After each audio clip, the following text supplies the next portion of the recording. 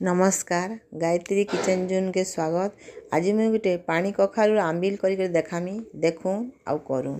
आंबिल रे आमे बहुत प्रकार पनीपरिया देसुँ किंतु मुझे आज बहुत कम पनीपरिया देकरी आंबिल बनामी। पानी कखारू खणे नहीं जिबे ताके छोट छोट पीस करी काटी देबे। मूला आउ मूला ढेंटी आउ पातल घंटा 3-4टा नहीं जिबे। दही देकरी आंबिल करबे। गोटे प्रेशर कुकर रे कखारू के मूला के आउ मूला नाड़ के पातल घंटा के लुण देकरी हल्दी देकरी सिझाई देबे। 3-4टा सीटी आसला परे ताहाके अलगै देबे। ताहा सिझी जाइथिबा आउ ताहाके करबे।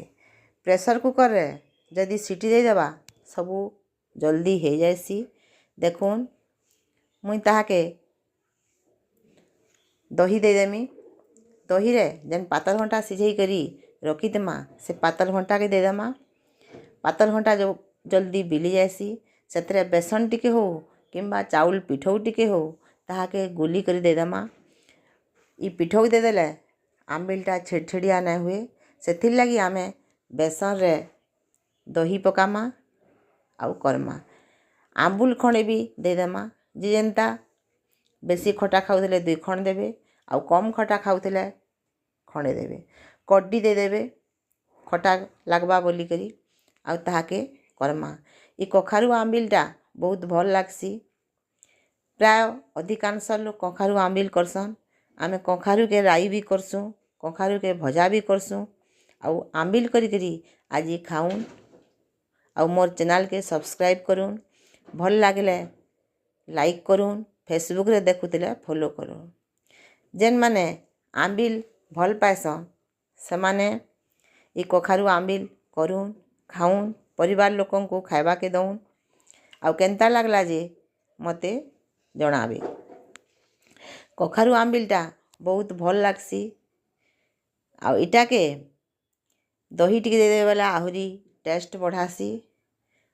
आमे जेहेतु दही देइछुँ पातल घंटा देइछुँ आउ आमूल देइछुँ ताहा ठीक अनुपात रे आमे करूछुँ। से लगी बहुत भल लागसी।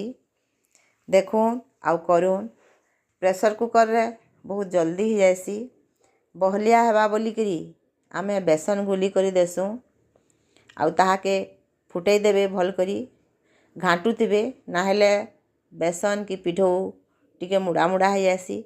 से लगी लगई दे करी घाटी देबे फुटबार तक आउ ताहाके करबे।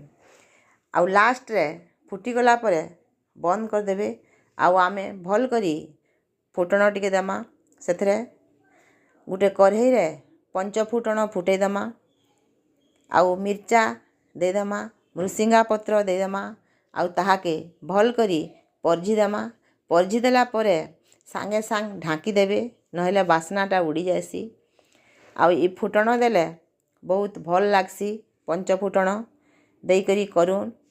आउ लास्ट रे चटनी पतर जदि रखिथिबे काटी काटी दे देबे। कंचा मिर्चा दे देबे सुखिला मिर्चा दे देबे आउ ताहाके परझी देबे। आंबिलटा बहुत स्वादिष्ट। जेन माने खटा खाएसन आंबिल बहुत भल पाएसन।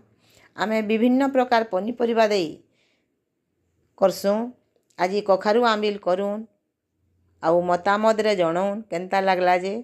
रहुछे निश्चय करबे।